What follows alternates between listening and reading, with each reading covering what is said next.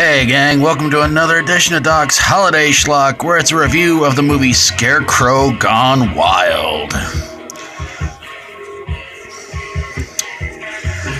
Well, you know, since it's pretty much the last day of spring break around here, and since this movie kind of takes place on spring break, and yeah, I kind of consider spring break a holiday, I said, why not review another really crappy spring break horror movie?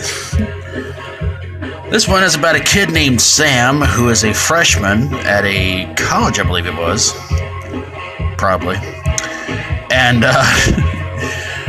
well, he is being hazed to join the baseball team. And the leader of all this mess, whose name is Mike, decides to kind of give Sam a little bit of crap. Well, Sam's best friend Jack is trying to do everything he can to kind of protect Sam. So during a hazing gone wrong, Mike and some of his buddies on the baseball team take Sam to the cornfield, strap him to a scarecrow, and as you would guess, the scarecrow comes to life. But in an odd kind of twist to the first two, instead of Sam dying, he goes into a diabetic coma because, yes, Sam is diabetic.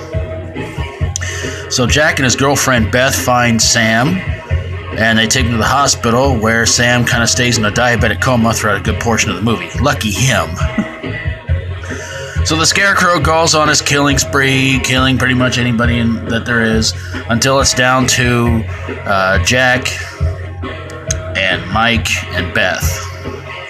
What, no Dog the Bounty Hunter? I'm shocked.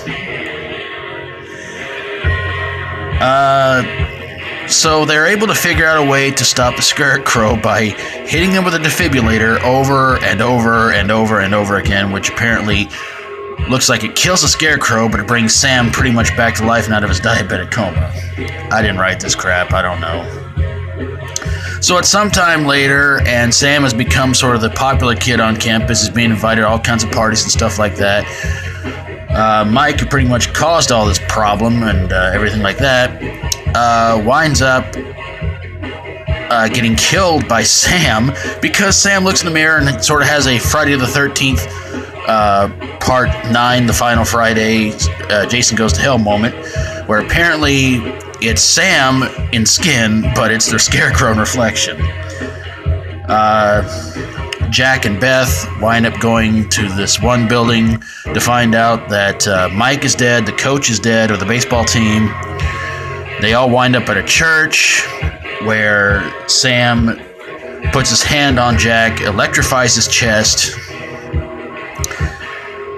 and Jack sort of kind of realizes he has become now the new Scarecrow because of all this, and he impales himself on a cross. And the movie ends with Sam and Beth crying over Jack's death. The only recognizable star you see in this movie is Ken Shamrock, and he plays Coach Ramsey. So why did this movie suck? Okay, unlike the first one, there was not a bunch of really horrible bad one-liners from the Scarecrow. And unlike the first one, a lot of the acting was not that bad. But unlike the first two, we didn't have a death leading up to the Scarecrow getting revenge. However, this movie sucked because the gore effects were bad. Most of them were off-screen. What you did see on-screen was sort of like the after effects. Couple of on-screen kills. Mike, you really wanted to see the guy die. You wanted to see him get killed. And again, it's another one of those really low-budget horror movies where you can almost pick out who's going to die next. And the makeup, gore, and everything like that was terrible. The Scarecrow look, though, I thought it looked pretty cool. I thought it looked all right.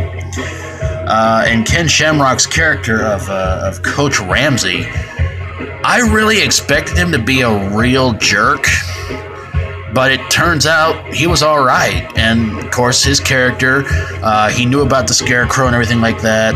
He tried to warn the kids. So really, all in all, he was actually pretty good in this one, and very likable. But to see him getting killed off by the end of it by this skinny little punk who's possessed by a Scarecrow, I'm thinking to myself, wow, Ken Shamrock, you know, he can't beat Kimbo Slice, and I mean, if he can't beat Kimbo Slice, that was bad.